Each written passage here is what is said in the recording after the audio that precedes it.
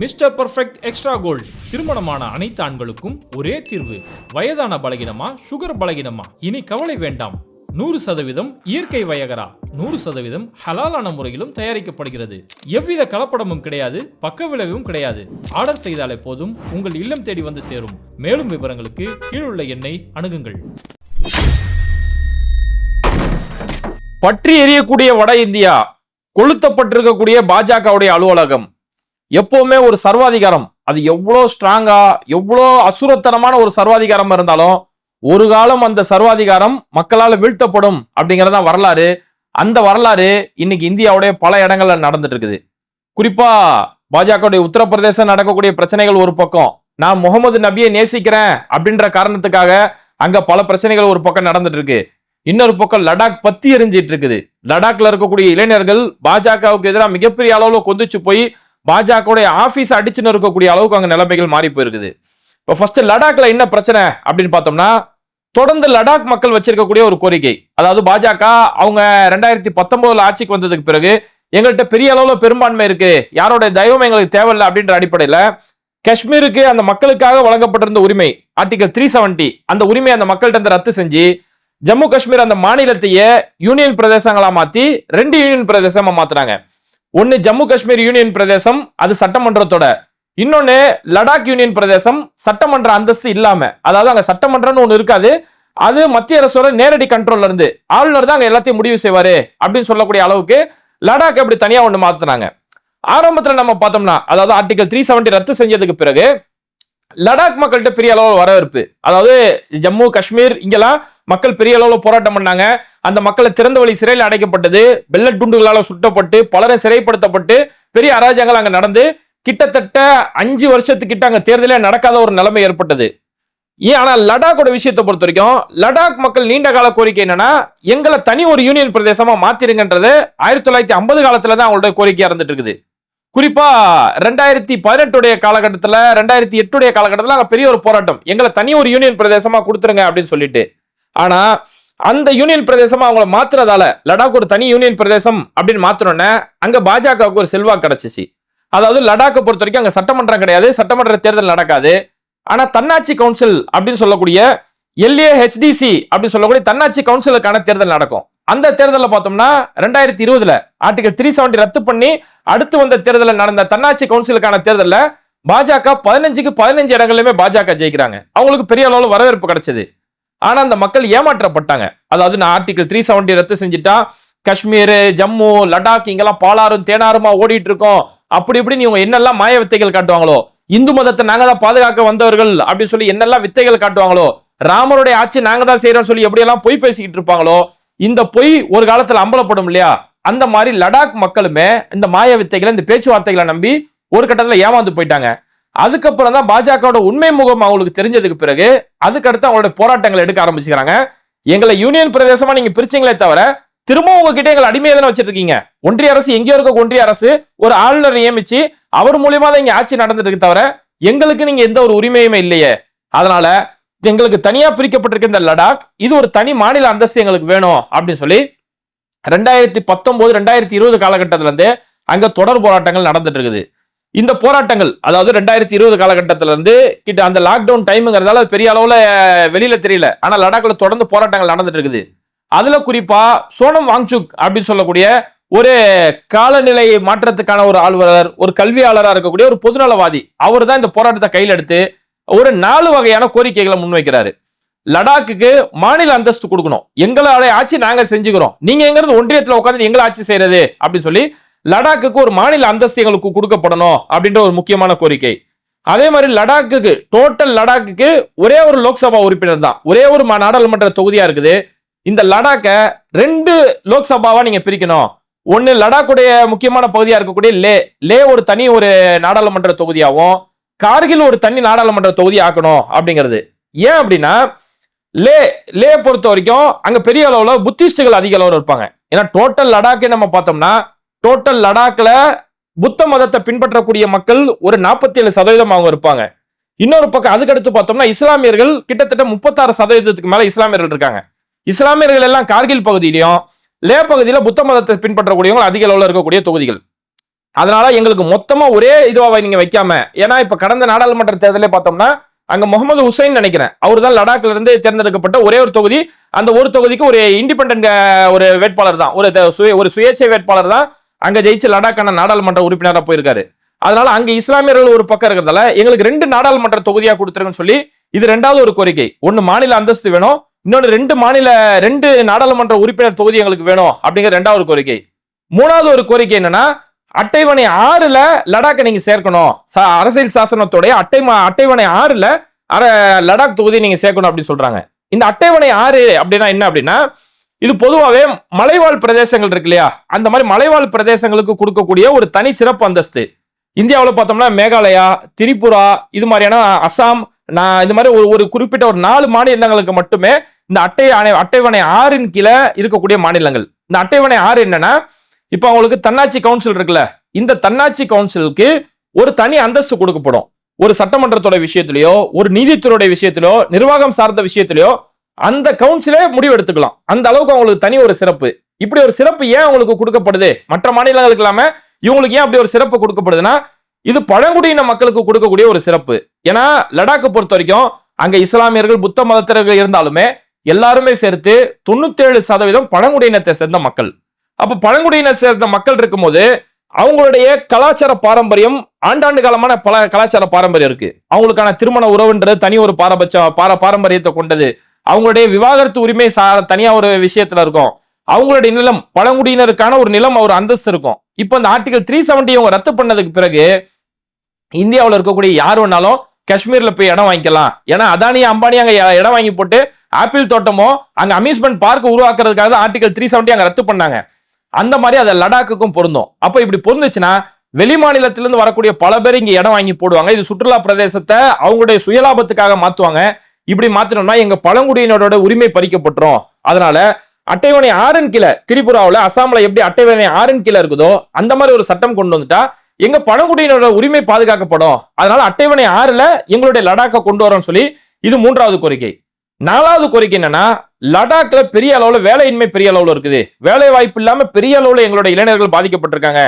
லடாக்கை விட மோசமா ஜம்மு காஷ்மீர் இருந்திருக்குது. ஏன்னா ஜம்மு காஷ்மீர் 6 வருஷமா அந்த தனிப்பட்ட ஒரு திறந்த வெளி சிறையில் வச்சிருக்கிறதால ஜம்மு காஷ்மீர் இதோட மோசம். அப்ப லடாக், இங்க பாஜகவை ஆதரிச்ச லடாக்கிலே இவ்வளவு பெரிய வேலையின்மை பெரிய அளவுல இருக்குது. மோசம். இந்தியாவிலேயே வேலையின்மை அதிகமா வேலையில்லா பட்டதாரிகள் இருக்கக்கூடிய ஒரு இடமா எங்களுக்கு லடாக் இருந்துட்டு இருக்குது.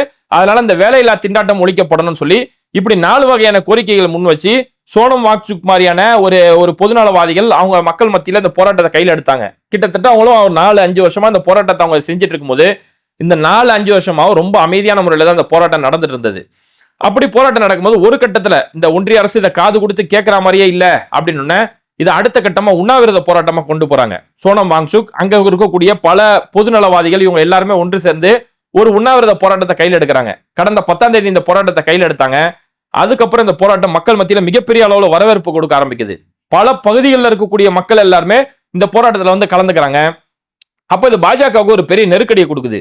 இப்பதான் பக்கத்துல நேபாளில மிகப்பெரிய ஒரு மக்கள் புரட்சி நடந்திருக்குது.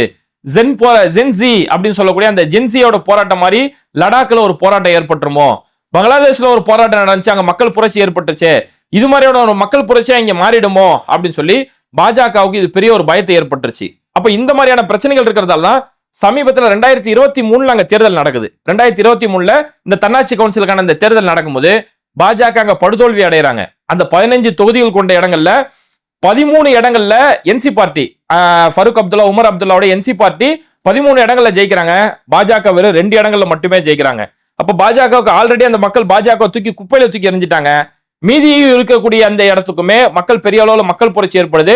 இளைஞர்களையும் குடும்பம் சாரையா அவங்களுடைய எனக்கு என் உரிமையை நீ கொடுத்துருப்பா, எங்களை நாங்க ஆட்சி செஞ்சுக்கிறோம், நீ என்ன எங்க உட்காந்து எனக்கு ஆட்சி செய்யறதுக்கு, நீ அப்படி செய்யறதால தான் நீங்க வேலையில்லா திண்டாட்டம் பெரிய அளவுல இருக்குது, இன்னும் பல ஊர்ல இருக்க என் இடத்த பிடிக்கிட்டு போகணுமா அப்படின்னு சொல்லி பெரிய அளவுல இந்த மக்கள் போராட்டம் பெரிய அளவுல வெடிச்சிருக்கிறதால இதை கட்டுப்படுத்துறாங்க. போராட்டத்துக்கு யாரெல்லாம் வராங்களோ அவங்கள வழியிலேயே கட்டுப்படுத்தி அவங்கள அங்கங்க நிறுத்தக்கூடிய வேலைகள் நடந்தன. ஒரு கட்டத்துல இந்த மக்கள் கொந்தளிப்பா ஏற்பட்டுருச்சு. சில கருத்துக்கள் என்னன்னா, பாஜகவுடைய குண்டர்கள் இதை ஒரு வன்முறை போராட்டமா மாத்த ஆரம்பிச்சாங்க அப்படின்ற கருத்துக்கள் இருக்குது. ஆனா பொதுவான செய்திகள் வரக்கூடிய கருத்து என்னன்னா, இப்படி மக்களோட அவங்களுடைய உரிமைக்காக நியாயமா ஜனநாயக வழியில கிட்டத்தட்ட 5 வருஷமா ஜனநாயக வழியில போராடுறாங்க. ஒரு அகிம்சை, எந்த ஒரு பிரச்சனையும் நடக்க, எந்த ஒரு வன்முறை சார்ந்து நடக்கல, முழுக்க முழுக்க அகிம்சையான முறையில தான் போராட்டம் நடக்குது. ஆனா அப்படி தடுத்து நிறுத்தி பல இடங்கள்ல பிரச்சனை பண்ணவும் மக்கள் ஒரு கட்டத்தில் கொதிச்சு போயிட்டாங்க. இப்ப நேபாளில தான் கண்ணெதிர பார்த்திருக்காங்களா, அதோட ஒரு கட்டத்தில் கொதிச்சு போய் அந்த மக்கள் இது பெரிய அளவுல போராட்டமா மாத்திட்டாங்க. இந்த போராட்டம் பெரிய அளவுல போனோன்னா ஒரு கட்டத்தில் சோனம் வாங்சுக்லாம் போராட்டத்தை கைவிட்டாரு, அதாவது உண்ணாவிரதத்தை கைவிட்டாரு, உண்ணாவிரதத்தை முறிச்சிட்டாரு. ஆனாலுமே அங்க இளைஞர்கள் கொதிச்சு எழுந்துட்டாங்க. கொதிச்சு எழுந்து பெரிய அளவுல அங்க எல்லாத்தையும் அடிச்சு உடைச்சு, கண்ணில் மாட்டக்கூடிய வாகனங்கள் எல்லாத்தையும் கொளுத்தி, போலீஸ் வாகனங்களை கொளுத்தி, போலீஸ் மேல கல்லடி நடத்தி, ஒரு கட்டத்துல பாஜகவுடைய அலுவலகத்தை கொளுத்துற மாதிரி அங்க இருக்கக்கூடிய பாஜகவுடைய ஆபீஸ், அந்த ஆபீஸில் இளைஞர்கள் ஏறி அடிச்சு உடைக்க ஆரம்பிச்சிட்டாங்க. பாஜகவுடைய கொடி இருக்கு, அந்த கொடியை ஒட்டுமொத்தமா பிரிச்சு அங்க வந்து தூக்கி எறிகிறாங்க. எங்க மாநிலத்துக்கு இந்த பாஜக எங்களுக்கு தேவையில்ல, இந்த பாஜகவால தான் நாங்க இந்த நிலைமைக்கு இருக்கிறோம்னு சொல்லி அந்த கொடியை தூக்கி ரோட்ல தூக்கி அடிக்கிறாங்க.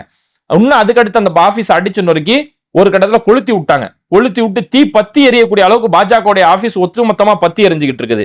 அதோட தான் இப்ப அங்க பெரிய அளவுல ராணுவத்தையும் போலீஸ் எல்லாம் களத்துல இறக்கி பெரிய அளவுல தடியடிகள் நடத்தப்பட்டிருக்குது. பல இடங்கள்ல பெரிய அளவுல போலீஸ் அந்த போராடக்கூடிய மக்களை தடுத்து நிறுத்தக்கூடிய அடுத்த கட்ட வேலைகள் இறந்திருக்காங்க. இப்போ வரைக்கும் அந்த போராட்டத்துல 4 பேர் அங்க கொல்லப்பட்டிருக்கிறாங்க. இன்னும் தாக்குதல் நடத்தப்பட்டதுல பெரிய அளவுல மக்கள் பாதிக்கப்பட்டிருக்கிறாங்க.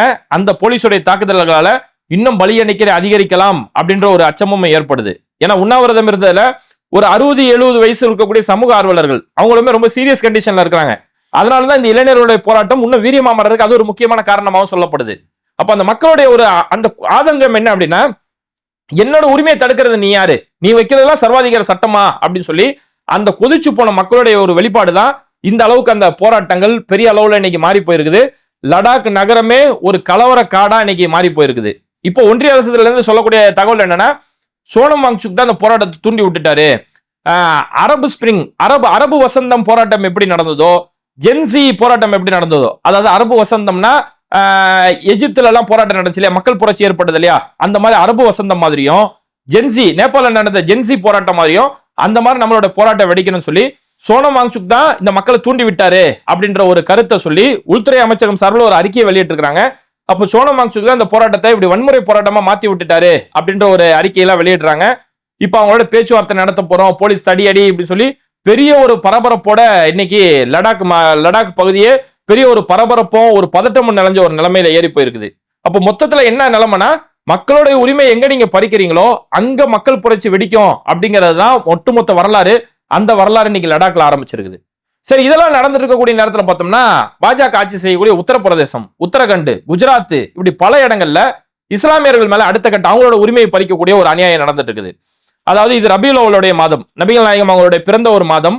அதனால பல இடங்களில் மீலாது நபி கொண்டாடுறது இஸ்லாமியர்கள் விமர்சையா கொண்டாடுவாங்க. அந்த மாதிரி உத்தரப்பிரதேச கான்பூர் பகுதியில மக்கள் என்ன செஞ்சாங்கன்னா, மீலாது நபி கொண்டாடுறதால ஐ லவ் முகமது அப்படின்னு சொல்லி, நான் முகமது நபியை நான் நேசிக்கிறேன் அப்படின்னு சொல்லி ஒரு பேனர் வைக்கிறாங்க ஒரு இடத்துல. இப்படி ஒரு பேனர் வச்சதால சங்கிகள் அந்த பேனரை போய் எடுக்கணும், இந்த பேனர் இங்கிருந்து எடுத்துருங்க அப்படின்னு சொல்லி ஒரு பிரச்சனை பண்ணிருக்காங்க. உள்ளூர் மாவட்ட நிர்வாகம், பாஜகவுடைய உள்ளூர் மாவட்ட நிர்வாகமும் அந்த பேனரை நீக்கணும், பேனரை எடுக்கணும் அப்படின்னு பிரச்சனை பண்ணிருக்காங்க. அப்ப இந்த பேனரை நீக்கணும் அப்படின்னு இதை மக்கள் ஒரு போராட்டமா கையில எடுக்கிறாங்க.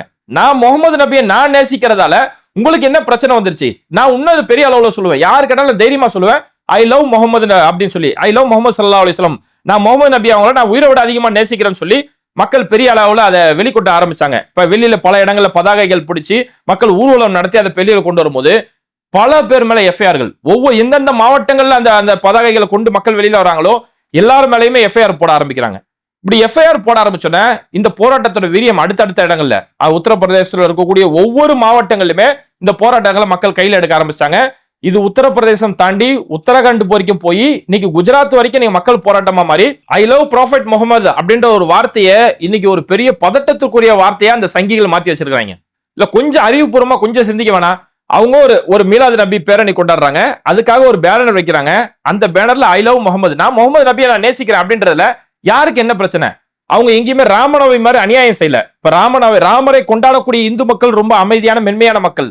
ஆனா அந்த ராமரை வச்சு அரசியல் செய்யக்கூடிய சங்கிகள் ராமநவமின்ற பேர்ல மசூதி வாசல்ல போயிட்டு இஸ்லாமியர்களுக்கு எதிரான அசிங்கசியமா வார்த்தைகள், ஹத்தமுல்லாக்கள், பர்வாக்கள் அப்படின்னு சொல்லக்கூடிய கெட்ட கெட்ட வார்த்தைகள் அந்த இடத்துல போய் பேசி அவ்வளோ அராஜகம் பண்ணி மசூதிக்கு முன்னாடி மோளை அடிச்சு பட்டாசு அடிச்சு மசூதியில செருப்பை தூக்கி போட்டு மசூதியில காவி கொடியை நெட்டு வச்சு இவ்வளவு அராஜகங்கள் செய்யக்கூடிய நேரத்துல இவங்க நபியை இவங்க நேசிக்கிறாங்க, என்னோட நபியை நான் நேசிக்கிறேன் அப்படின்னு சொல்றதுல அந்த இடத்துல அடக்குமுறை அராஜகமே செய்யும் போது அப்ப அங்க ஒரு மக்கள் போராட்டம் எழதான் செய்யும். ஒரு மக்கள் அதுக்கு ஒரு கட்டத்துல நீ அடக்குமுறைன்னு கொண்டு போனாங்கன்னா அது எந்த நாடா இருந்தாலும் ஒரு கட்டத்துல அது மக்கள் புரட்சியை நோக்கி போதான் செய்யும். அதனால பாஜகவுடைய இந்த அராஜகமும் இந்த அடக்குமுறையும் அவங்களே இதை கண்ட்ரோல் பண்ணிக்கிட்டா உண்டு, இல்லைன்னா மக்கள் தான் அதை தடுத்து நிறுத்துவாங்க அப்படின்ற ஒரு கட்டத்துக்கு தான் இன்னைக்கு நாடு சந்திச்சிட்டு இருக்கு. ஆனா என்ன ஒண்ணு, பல மாநிலங்கள் எப்படி பார்க்கும்போது நம்ம தமிழ்நாடுன்னு சொல்லக்கூடிய ஒரு அற்புதமான மாநிலத்துல நம்ம இருக்கிறோம் அப்படின்ற ஒரு சந்தோஷம் இருக்குது. ஏன்னா ஒரு உத்தரப்பிரதேசல நான் நபிகள் நாயகத்தை நேசிக்கிறேன் ஒரு பேனர் வைக்கிறதுக்கு எவ்வளவு அராஜகம் பண்ணும்போது, இங்க தமிழ்நாடு அரசு சார்பில் திமுக சார்பில் நபிகள் நாயகத்துடைய பிறந்தநாள் விழான்னு சொல்லி ஒரு விழாவே நடத்துறாங்க. நபிகள் நாயகத்தோட 1500வது பிறந்தநாள் விழா அப்படின்னு பிறந்தநாள் விழா நடத்தி தமிழ்நாடு முதலமைச்சர் மு க ஸ்டாலின் எல்லா இஸ்லாமிய அமைப்புகளும் பிரிஞ்சு போறாதீங்க, வெவ்வேறு கட்சிகள்ல இருக்காதீங்க, நீங்க எல்லாம் ஒற்றுமையா இருக்கணும், அப்படி உங்களுக்குள்ள பிரிவு இருக்காதீங்கன்னு சொல்லி இந்த அளவுக்கு பேசி காசா மக்களுக்காக குரல் கொடுக்கக்கூடிய இப்பேற்பட்ட ஒரு மாநிலத்துல இருக்கும், ஒரு பகுத்தறிவு நிறைஞ்ச ஒரு மாநிலத்துல இருக்கிறோம். அங்க மாநிலத்தோட சுயாட்சிக்காக அங்க போராட்டி இருக்கும் போது அந்த மாநிலத்தோட சுயாட்சிக்காக 60 வருஷத்துக்கு முன்னாடியே மிகப்பெரிய ஒரு போராட்டம் நடத்தி இந்த தமிழ்நாடு இது மொத்த இந்தியாவுக்குமே ஒரு முன்னுதாரண மாநிலம், ஒரு முன்னிலை மாநிலம் அப்படின்ற ஒரு அந்தஸ்தை இந்த தமிழ்நாடு நம்ம வாங்கி இருக்கிறதாலதான் இன்னைக்கும் எல்லா மாநிலங்களுக்குமே ஒரு முன்னுதாரணமா வட மாநிலங்கள்ல இன்னைக்கு தமிழ்நாடை போற்றி புகழக்கூடிய அளவுக்கு தமிழ்நாடு அவ்வளோ அற்புதமான ஒரு மாநிலத்துல நம்ம வாழ்ந்துட்டு இருக்கோம் அப்படின்ற ஒரு சந்தோஷம் இருந்துட்டு இருக்குது. அதனால பாஜக இந்த ஒரு அராஜக அரசு, இந்த ஒரு சர்வாதிகார ஆட்சி இவங்க செய்யணும்னு சொல்லி இனியும் இவங்க தொடர்ந்தாங்கன்னா இது மாதிரி மக்களோட புரட்சி வெடிக்கிறத யாராலுமே தடுக்க முடியாது. இது மாதிரி வீடியோக்களை தொடர்ந்து பார்க்கிறதுக்கு மறக்காம பேட்டை டிவியை சப்ஸ்கிரைப் பண்ணிட்டு இந்த வீடியோக்களை உங்க நண்பர்களுக்கு அதிகமா ஷேர் செய்யுங்க. இணைந்திருப்போம்.